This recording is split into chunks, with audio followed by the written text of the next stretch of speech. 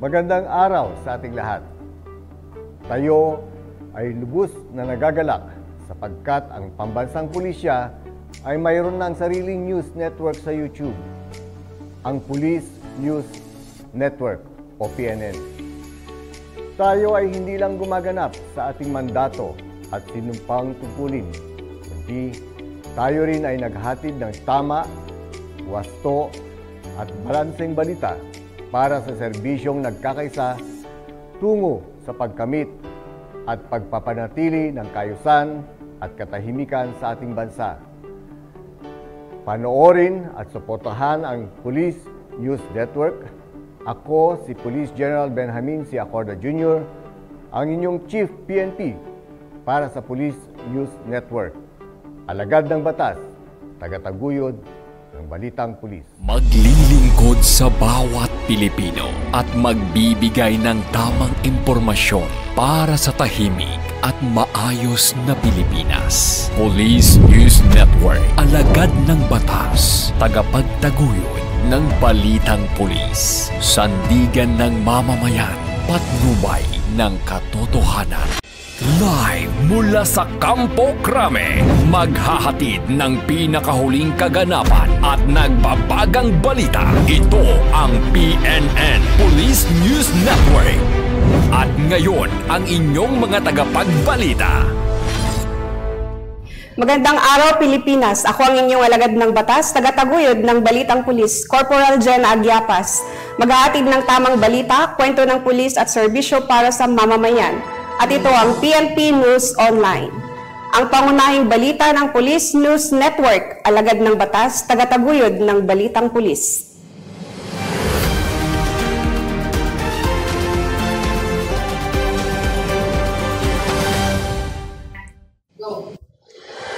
Ngayon ay araw ng Sabado at narito ang mga balitang nakalap ng ating mga PNN correspondents sa loob ng linggong ito. Para sa ating unang balita, isang lalaking nagpakalat umano ng malalaswang larawan at video ng dati nitong kasintahan ang timbog na ngayon ng mga operatiba ng PNP Anti-Cybercrime Group Regional Anti-Cybercrime Unit 4A. Nakatutok sa balitang yan si Patrolwoman Mary Grace Artizuela. Ano ba tayo? Nitong ika-22 ng Setyembre taong kasalukuyan sa isang apartel sa Cavite, naaresto ang suspect na kinilala bilang si alias Benji, 36 anyos, at residente ng 13 Martires, Cavite. Sa isinagawang joint entrapment operation ng mga operatiba ng Regional Anti-Cybercrime Unit 4A na pinangunahan ni Police Major Maris Roxanne Datiles Caraan, sa koordinasyon ng 13 Martires City Police Station sa pangangasiwa ni Police Colonel Colombo Alan A. Aberia, Chief RACO 4A. Nag-ugat ang operasyon sa reklamo ng biktima na dating karelasyon ng suspect. Sa loob ng nasabing relasyon ay nakapag-record ang suspect ng maraming hubot-hubad na video at larawan ng biktima upang kontrolin siya nito. Nang wakasan ng biktima ang kanilang relasyon, ipinasa ng suspect ang mga hubot-hubad na larawan at video sa pamilya at mga kaibigan ng biktima. At in-upload pa niya ang nasabing video sa YouTube at iba pang mga social media platforms. Paulit-ulit niyang binantaan ng biktima na ipagpapatuloy niya ang pagkakalat ng mga hubot-hubad na video at larawan kung hindi niya tutuparin ang kahilingan nitong makipagkita sa suspect. Ang nasabing suspect ay nahaharap sa kasong paglabag sa RA 9995 Anti-Photo and Video Voyeurism Act of 2009, Article 286 Grave Coercion ng Revised Penal Code na may kaugnayan sa Section 6 ng RA 10175, RA 11313 The Safe Spaces Act at RA 9262 Anti-Violence Against Women and Their Children.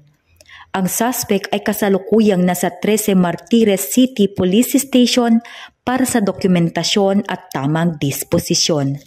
Mula dito sa Campo Crame, ako si Patrolwoman Mary Grace Artizuela, watching over you on cyberspace. Nagbabalita para sa Police News Network, alagad ng batas, tagataguyod ng balitang pulis. Maraming salamat, Patrolwoman Artizuela. Nakiisa naman ang Regional Police Community Affairs and Development 4A sa isinagawang lingap, kaakib at medical at dental mission at outreach program sa SM Calamba City, Laguna. Sinubaybayan niya ni Patrolman Lubomir Julian. Nakiisa ang Regional Police Community Affairs and Development Unit 4A sa lingap, kaakib at medical dental mission at outreach program ng DZJB Radio Calabarzon sa SM Calamba City, Laguna. Ito lamang Biyernes, Setyembre 29, taong kasalukuyan.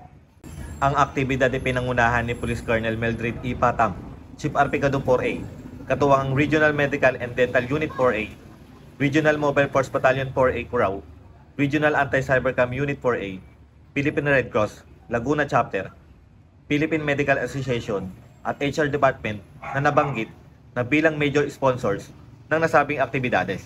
Naghandog ng mahigit 300 food packs na naglalaman ng bigas, cup noodles, Terra juice, distilled water at tinapay, libreng medical check-up, libreng tooth extraction, libreng masahe, libreng gupit, libreng medisina at vitamins, at isumbong complaint desk para naman sa mga may sumbong at reklamo. Bukod dito, nagkaroon din ng radio TV interview sa mga pangunahing pandangal na isinagawa ng Zoo Broadcasting Network DZJB Radio Calabarzon at pamamahagi ng mga IEC materials, PNP Journal, NPSB sa mga dumalo at manggagawa. Layunin nitong matulungan ang mamamayan sa kanilang pangunahing pangangailangan sa kalusugan at ipadama ang malasakit at kalinga ng PNP katuwang ang mga stakeholders. Mula dito sa Calabarzon, ako po ang inyong Police News Network Correspondent, Patrolman Lubomir Julian, alagad ng batas, tagataguyod ng Balitang Pulis.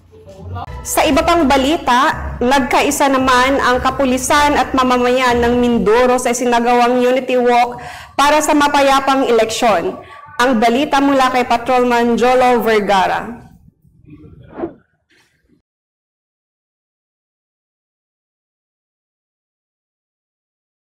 Nagkaisa ang ating mga kapulisan at mamamayan ng Mindoro sa isinagawang Unity Walk. Sama-sama sa Unity Walk ang ating mga SAF troopers ng 104th Special Action Company 10 SAB at iba pang kapulisan kasama si Honorable Walter B. Marquez, Municipal Mayor, COMELEC Officer, Religious Sector, Youth Sector at mga kandidato ng barangay at sangguniang kabataang elections 2023. Naganap rin dito ang Peace Covenant Signing at Integrity Pledge ng lahat ng kandidato na ginanap sa Sablayan Astrodome, Barangay Buenavista, Sablayan Occidental, Mindoro. Ito ay upang ipakita ang suporta ng lahat ng mamayan ng lalawigan sa isang tahimik, maayos at payapang barangay at sangguniang kabataang elections 2023.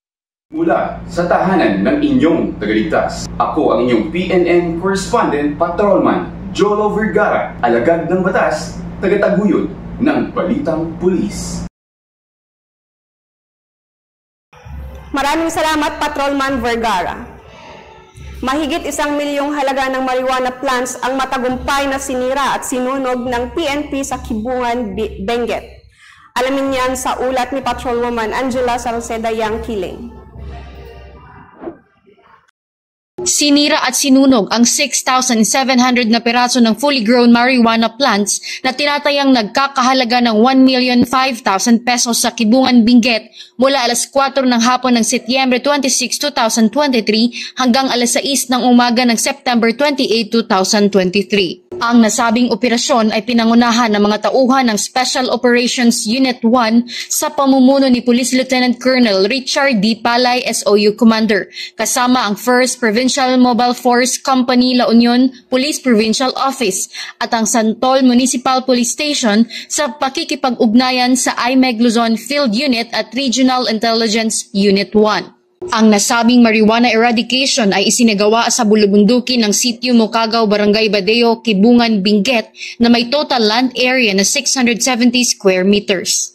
Ang lugar kung saan nakuha ang mga nasabing halaman ay nasprayhan ng herbicide para maiwasan ang pagtubo pa ng mga ito.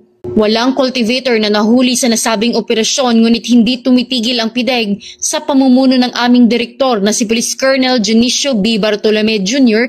na hanapin ang mga lugar na posibleng napagtatamnan ng mga ipinagbabawal na halaman. Sa mga nais magsumbong, maaari kayong tumawag o mag-text sa mga numerong nasa inyong screen. Para sa serbisyong nagkakaisa, sagot sa pagsugpo sa iligal na droga. Mula sa tanggapan ng PNP Drug Enforcement Group, ako po ang inyong Police News Network Correspondent, Patrolwoman Angela Salceda Yangkiling, alagad ng batas, tagataguyod ng Balitang Pulis. Maraming salamat, Patrolwoman Yangkiling. Arestado ang isang lalaking pasahero sa NAIA Terminal 3 na may warrant of arrest ng mga tauhan ng Aviation Security Unit NCR, NAIA Police Station 3 at Pasay City Police Station Substation 9 para sa kaso nitong bigamy. Ang kabuuan ng balita ay bahagi mo, Patrolman Christian Austria. Sa kaso pong bigamy, tayo po ay pinaaresto namin. Makikita sa video ito na marahang binabasahan ng mga tauhan ng Aviation Security Unit NCR na NAIA Police Station 3 at Pasay City Police Station Substation 9 ang 63 taong gulang na lalaking pasahero na ito ng dahilan ng kanyang pagkakaaresto at karapatan sa wikang kanyang naiintindihan. Ito ay matapos siyang arestuhin sa isinagawang Joint Service of Warrant of Arrest dahil sa kanyang kasong bigamy. Ayon sa impormasyong ibinahagi ng Aviation Security Unit NCR, ang pag-arestong ito ay naganap noong Biyernes ng umaga nang dumating ang suspect sa NAIA Terminal 3 galing Kota Kinabalu, Malaysia. Samantala, ang warrant na inihain sa kanya ay inisyu ni Honorable Judge Rosa M. Samson ng RTC National Capital Region, Branch 105, Quezon City noong July 26, 2018. Sa ilalim ng Criminal Case Number Q-18-07570 na may nirekomendang piyansang 24,000 piso. Matapos ang pag-aresto ay agad dinala ang suspect sa Pasay City Police Station para sa wastong disposisyon. Mula dito sa tahanan ng tagapangalaga ng kapayapaan ng bawat paliparan, ako si Patrolman Christian Austria, nag-uulat para sa Police News Network, alagad ng batas, tagataguyod ng Balitang Pulis. Maraming salamat, Patrolman Austria.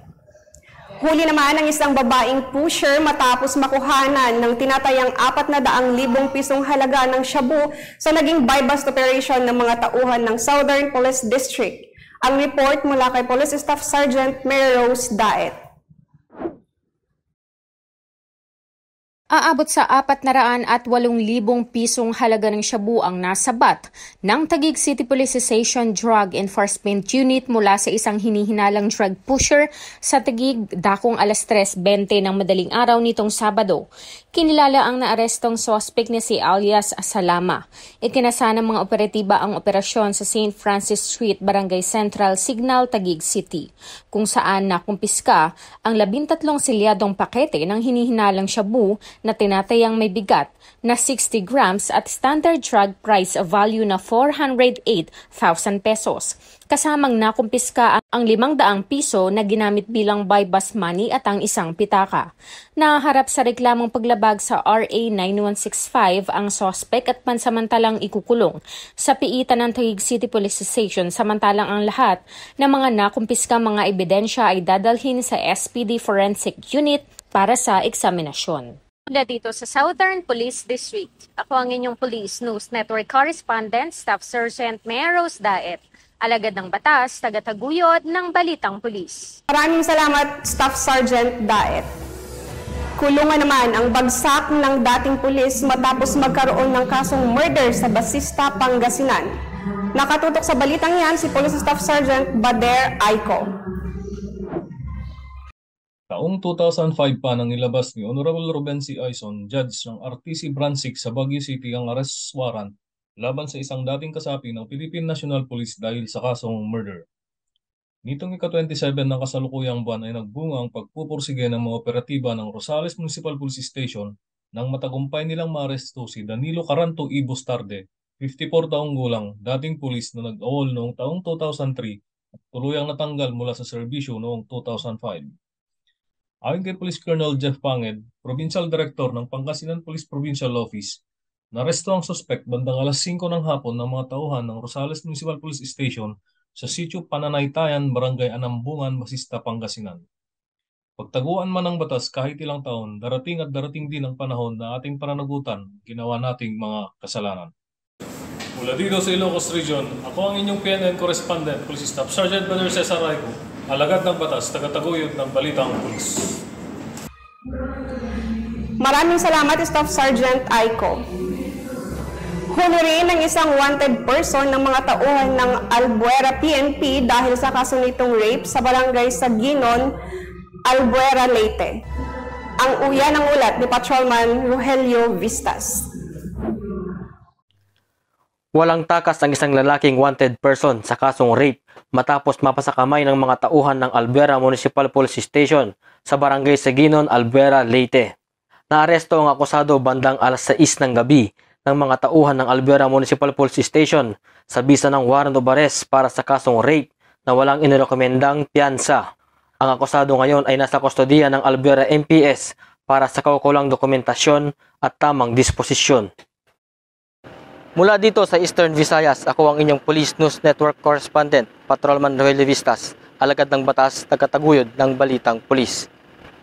Maraming salamat, Patrolman Vistas. Sa tuloy-tuloy na operasyon ng pambansang pulisya upang wakasan ang ilegal na droga sa ating bansa, 2 individual ang timbog ng makuhanan ng mahigit 10 milyong pisong halaga ng shabu sa naging operasyon ng Istansya PNP sa Iloilo. Yan ang tinutukan ni Patrolman Julius Sam Akad. Tinatayang 1.6 kilos ng pinaghinalaang shabu ang nasabat sa kinasang drug by bus operation sa Barangay Takbuyan, Estancia, Iloilo nito lamang 30 ng Setyembre taong kasalukuyan. Kinilala ang mga nahuling mga suspect na sina alias Rene Palito, high value individual, 43 taong gulang at residente ng barangay sa Uyo, Novaliches, Quezon City at ang isang 22 anyos na lalaki, driver, na residente ng barangay Gogo, Estancia, Iloilo. Ang naturang operasyon ay nalunsad ng mga operatiba ng Estancia Municipal Police Station sa pangunguna ni Police Lieutenant Renzo Martinez OIC kasama ang Provincial Intelligence Unit ng IPPO. Na-recover sa mga suspect ang 4 na plastic sachet ng pinaghinalaang shabu kasama ang buy-bus item, isang black plastic bag na kung saan nakita sa loob nito ang 34 na malalaking pakete na naglalaman ng suspected shabu. Kabilang din sa mga na-recover ang 1,000 pesos na subscribe buy-bus money, 9 na piraso ng 1,000 pesos budel money at ilang mga non-drug items. Lahat ng drogang nakumpiska ay tumitimbang ng 1.6 kilograms na may halagang aabot sa 10,880,000 pesos. Bahagi ang matagumpay na operasyon sa walang tigil na pagsisikap ng pambansang pulisya, katuwang ang komunidad upang labanan at matuldukan ang problema sa ilegal na droga para sa ikauunlad at kaayusan ng pamayanan. Mula dito sa Police Regional Office 6, ako po ang Police News Network Correspondent, Patrolman Julius Sam Akad, alagad ng batas, tagataguyod ng Balitang Pulis. Maraming salamat, Patrolman Akad. Timbog naman ang isang wanted person sa ikinasang operasyon ng mga otoridad sa Itogon, Benguet dahil sa kaso nitong child abuse. Alamin ang balita ni Police Staff Sergeant Lenny Valerio. Naaresto ang isang lalaking wanted person ng Itugon PNP sa kasong child abuse nito lamang ika-1 ng Oktubre taong kasalukuyan. Kinilala ang suspect na si alias Freddy Hemar Mocha, 54 na taong gulang at residente ng Barangay Sindangan, Zamboanga del Norte.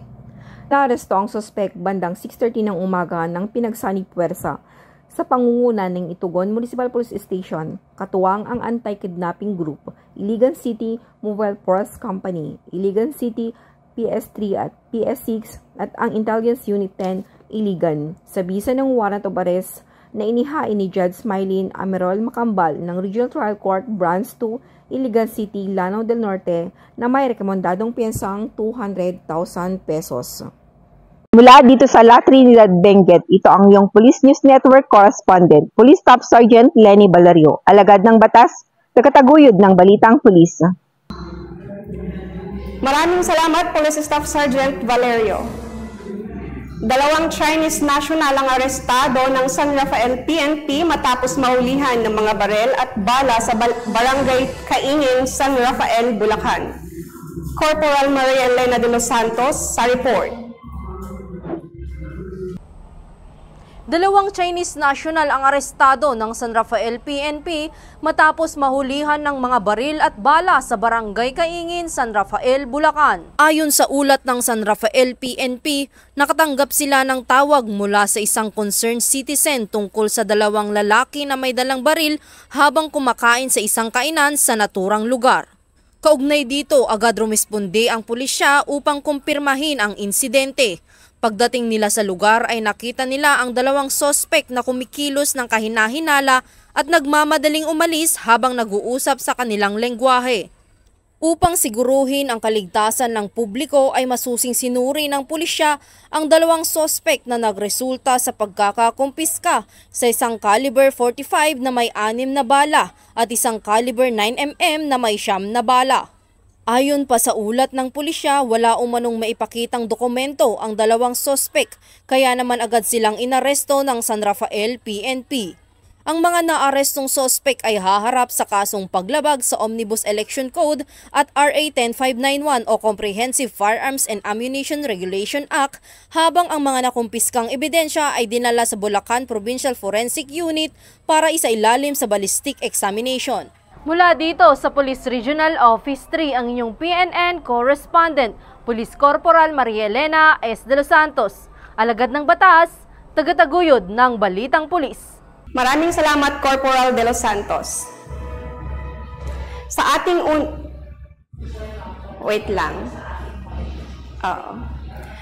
Maraming salamat, Corporal de los Santos. 22 milyong pisong halaga ng marijuana plants ang matagumpay na nadiskubre at sinunog sa Tinglayan, Kalinga. Ito ay matapos ang matagumpay na operasyon ng PNP Drug Enforcement Group sa nasabing lugar. Kasama natin sa balitang yan si Patrolwoman Marisol Ariola. Sinira at sinunog ang 110 na piraso ng fully grown marijuana plants na tinatayang nagkakahalaga ng 22 milyon pesos sa Tinglayan, Kalinga mula alas 6 ng umaga hanggang alas 8 ng gabi ng September 28, 2023. Ang operasyong ito ay pinangunahan ng mga tauhan ng Special Operations Unit Cordillera PIDEG sa pamumuno ni Police Lieutenant Colonel Joel S. Estaris, SOU Commander, kasama ang Regional Mobile Force Battalion at ang Police Regional Office Cordillera. Ang nasabing marijuana eradication ay isinagawa sa dalawang magkaibang lokasyon. Ang isa ay sa Barangay Bugnay at ang isa naman ay sa Barangay Buskalan sa Tinglayan, Kalinga na may total land area na 11,000 square meters. Ang lugar kung saan nakuha ang mga nasabing halaman ay naisprayan ng herbicide para maiwasan ang pagtubo pa ng mga ito. Walang cultivator ang nahuli sa nasabing operasyon, ngunit hindi tumitigil ang PIDEG sa pamumuno ng aming direktor na si Police Colonel Jonicio B. Bartolome Jr. na hanapin ang mga lugar na posibleng napagtatamnan ng mga ipinagbabawal na halaman. Sa mga nais magsumbong, maaari kayong mag-text o tumawag sa mga numerong nasa inyong screen. Para sa serbisyong nagkakaisa, sagot sa pagsugpo sa iligal na droga. Mula sa tanggapan ng PNP Drug Enforcement Group, ako ang iyong PNN Correspondent, Patrolwoman Marisol Ariola, alagad ng batas, tagataguyod ng Balitang Pulis. Maraming salamat, Patrolwoman Ariola. Bible Rides at Community Outreach Program din ang isinagawa ng mga miyembro ng 2nd Cotabato Provincial Mobile Force Company sa Cabacan, Cotabato. Narito ang report ni Patrolman Gerald Gallardo.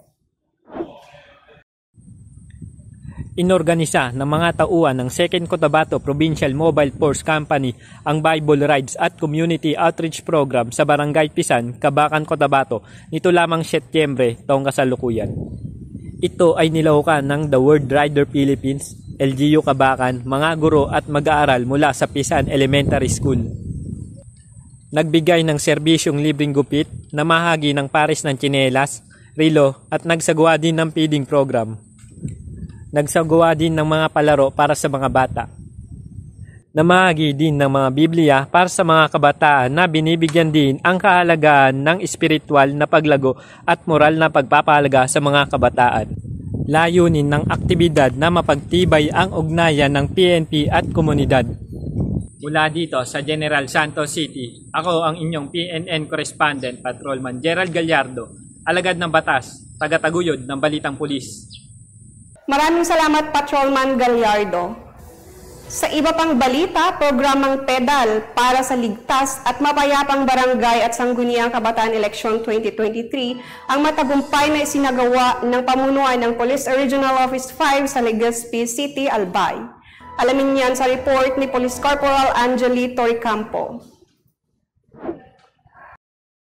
Bilang bahagi ng panawagan para sa mapayapa at ligtas na barangay at sangguniang kabataan elections 2023, nagsagawa ang Police Regional Office 5 ng aktibidad sa pamamagitan ng pagbibisikleta na nilahukan na mahigit 400 bike enthusiast mula sa iba't ibang ahensya ng gobyerno at mga pribadong sektor ng lipunan.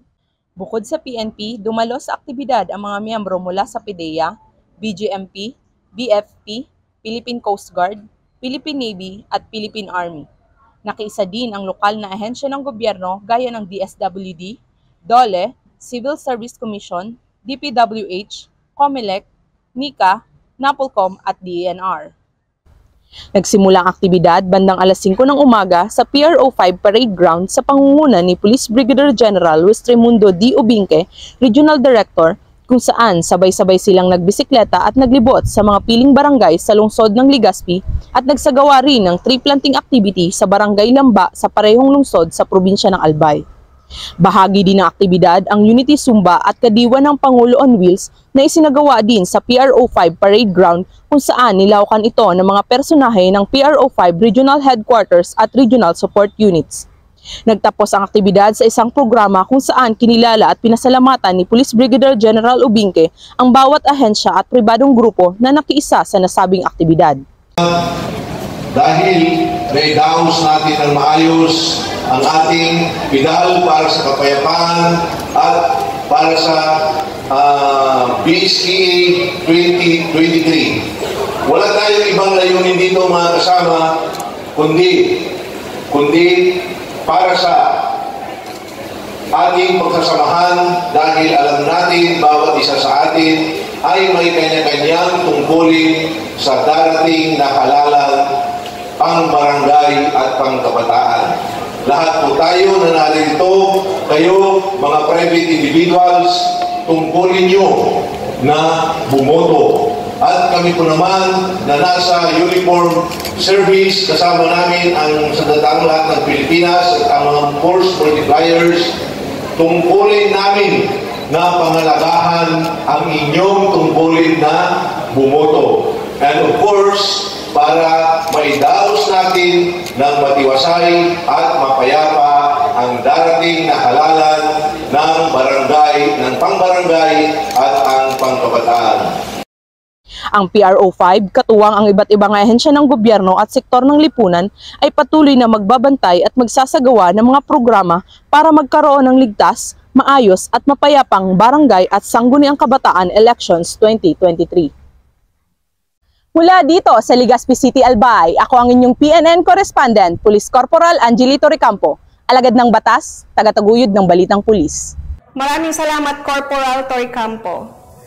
Isang ginang ang arestado ng mga otoridad dahil sa kaso nitong qualified theft sa nakabilang rin sa most wanted person sa Marikina City. Ang detalye ng balita mula kay Patrolwoman Arzan Joy Walong. Nadakip sa kahabaan ng St. Mary Street, Provident Village, Barangay J. de la Peña, Marikina City ang isa sa mga most wanted persons ng Marikina City nang magtungo at armado ng warrant of arrest ang mga operatiba ng Marikina City Police Station katuwang ng 2nd Mobile Force Company ng RMFB and CRPO. Naaresto nila si alias Fe, 49 anyos, isang byuda at nagtatrabaho bilang canteen helper. Siya ay kasalukuyang nakatira sa Barangay J. de la Peña, Marikina City. Bilang nakasaad sa inisyong warrant of arrest ng Regional Trial Court, Branch 263, Marikina City, na pinirmahan ni Honorable Ray P. Ensyong, presiding judge. Ang akusado ay nahaharap sa kasong paglabag ng Article 310 of the Revised Penal Code o ang kasong qualified theft na may kukulang piyansang 40,000 pesos. Siya ay dinala sa Amang Rodriguez Memorial Medical Center para sa medical na eksaminasyon at sa kalaunan ay dinala sa Marikina City Police Station para sa tamang disposisyon. Mula sa tanggapan ng RMFB and CRPO, ako po ang inyong Police News Network Correspondent, Patrolwoman Arzan Joy Walog, alagad ng batas, tagataguyod ng balitang pulis. Mag-asawang Nigerian at isang Pinay na sangkot umano sa romance scam ang timbog na ngayon ng PNP Anti-Cybercrime Group Quezon City District Anti-Cybercrime Team. Ang detalye ng balita mula kay Patrolwoman Mary Grace Artisuela. Nitong ika-22 ng Setyembre taong kasalukuyan, nagsagawa ng joint entrapment operation ang mga operatiba ng Quezon City District Anti-Cybercrime Team sa pamumuno ni Police Captain Romel Glenn Guanzo sa pangangasiwa ni Police Lieutenant Colonel J.D. Guillermo, kasama ang mga tauhan ng District Women and Children Concerned Section, Quezon City Police District, na pinangunahan ni Police Major Rene Balmaceda na nagresulta sa pagkakaaresto sa mag-asawang Nigerian at isang Pinay na sangkot umano sa romance scam. Ayon sa biktima, noong Marso nitong taon nang makilala niya sa social media ang umano'y isang dayuhan na marine engineer at sila'y naging magkasintahan. Kaya noong Agosto nitong taon nang ipaalam ng suspect na siya ay papunta sa Pilipinas, ngunit na-hold ang kanyang bagahe dahil umano sa malaking halagang perang nakapaloob dito. Nakatanggap ang biktima ng tawag mula sa isang empleyado ng isang ahensya na sinasabing nasa kustodiyan nila ang kanyang kasintahan. Hanggang umabot sa puntong nagpadala na ng pera ang biktima para pantubos sa kanyang kasintahan na umabot na sa halagang 318,000 piso. Nahaharap ngayon ang mga suspect sa kasong paglabag sa Article 315, swindling estafa ng Revised Penal Code ng RA 10175 o ang tinatawag na Cybercrime Prevention Act of 2012. Ang mga nasabing suspect ay nasa kustodiya ngayon ng QCDAC para sa dokumentasyon at tamang disposisyon. Mula dito sa Campo Crame, ako ang inyong PNN correspondent, Patrolwoman Mary Grace Artisuela, alagad na batas, tagataguyod ng balitang pulis. Isang barangay kagawad din ang arestado ng mga otoridad sa Tondo, Manila dahil sa kasong libel. Nakatutok dyan si Patrolwoman Arzan Joy Walog. Himas Rehas ang isa sa mga most wanted persons matapos maaresto sa ikinasang manhunt operation ng Raksabago Tondo Police Station. Nito lamang ik-22 ng Setyembre taong kasalukuyan. Ito ay naganap sa oras ng alas 2:30 ng hapon ng nasabing araw sa San Marcelino Street, corner Ayala Boulevard, Manila, na nagresulta sa pagkakaaresto ng suspect. Kinilala ang akusado na si alias Ernesto, 52 anyos, siya rin ay isang barangay kagawad na residente naman ng Gagalangin, Tondo, Manila. Ito ay inaresto sa kasong paglabag ng Article 353 ng Revised Penal Code o ang kasong libel na may piyansang 30,000 pesos sa bisa ng warrant of arrest na inihain ng Regional Trial Court, Branch 52, Manila City. Kasalukuyang ang akusado ay nasa kustodiya na ng Raksabago Tondo Police Station at agad namang inimpormahan ang pinanggalingang korte ng warrant of arrest sa pagkakahuli nito. Mula sa tanggapan ng RMFB and CRPO, ako po ang inyong Police News Network correspondent, Patrolwoman Arzan Joy Walog, alagad ng batas, tagataguyod ng balitang pulis. Isang drug den ang nadiskubre at nabuwag sa Leyte matapos salakayin ng mga tauhan ng PDEA at Leyte PNP. Ito ay nagresulta rin sa pagkakaaresto sa 3 drug personality sa Barangay Matlang, Isabela, Leyte. Magbabalita si Patrolwoman Sherry Ann Masi. Arestado ang 3 drug personality at nabuwag ang isang drug den sa ikinasang anti-illegal drugs operation ng mga operatiba sa Barangay Matlang, Isabela, Leyte. Kinilala ang mga suspect na sina Hayden Verge, 46 na taong gulang, presidente ng Barangay Matlang, Isabela, Leyte, si Ms.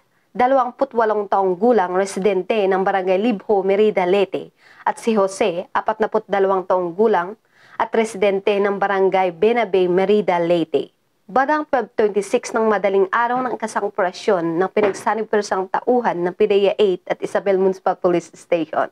Nakumpiska sa mga suspek ang 5 pakete ng hinihinalang shabu na may tinatayang timbang na 15 gramo at nagkakahalaga ng 102,000 pesos, isang pirasong 1,000 peso bill bilang bypass money, cellphone at iba pang drug paraphernalia. Mahaharap ang mga suspek sa kasong paglabag sa RA 9165 o Comprehensive Dangerous Drugs Act of 2002. Mula dito sa Eastern Visayas, ako ang inyong PNN correspondent, Patrolwoman Sherry Ann Masi, alagad ng batas, tagataguyod ng balitang pulis. Maraming salamat, Patrolwoman Masi. At yan ang mga balitang nakahalap ng ating mga PNN correspondents mula Luzon, Visayas at Mindanao sa loob ng linggong ito.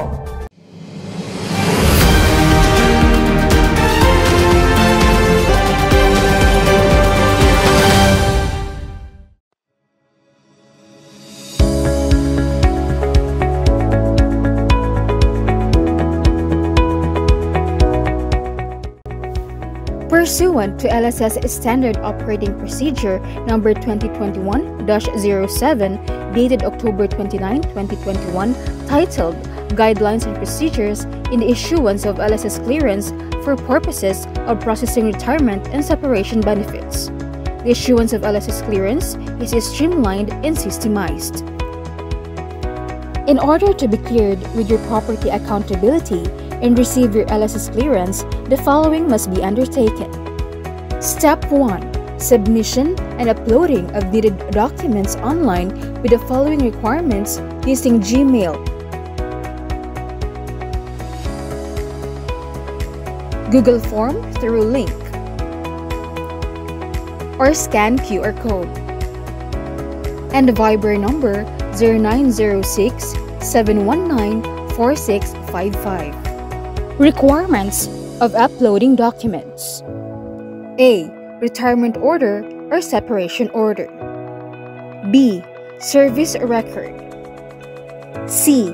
RSAO or SAO clearance or unit clearance. A confirmation will be sent via the same platform that is used for submission, informing the status of submitted documents. Step 2.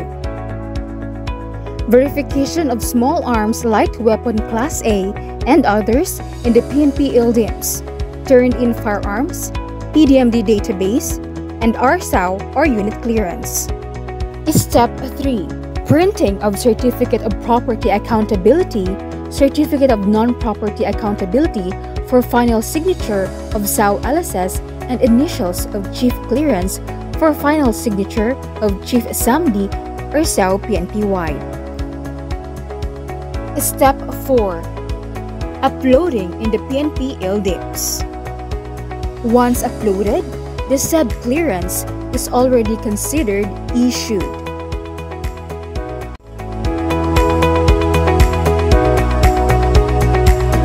Sa ngalan ng 228,000 strong members ng Philippine National Police sa pangunguna ni Chief PNP General Benjamin Casuga Acorda Jr., kami ay maglilingkod sa bawat Pilipino at magbibigay ng tama at balanseng balita.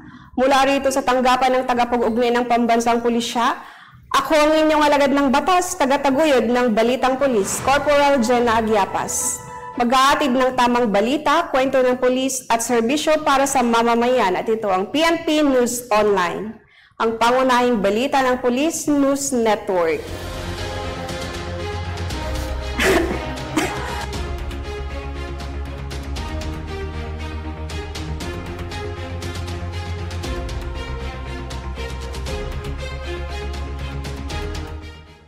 Police News Network, alagad ng batas, tagapagtaguyod ng balitang pulis.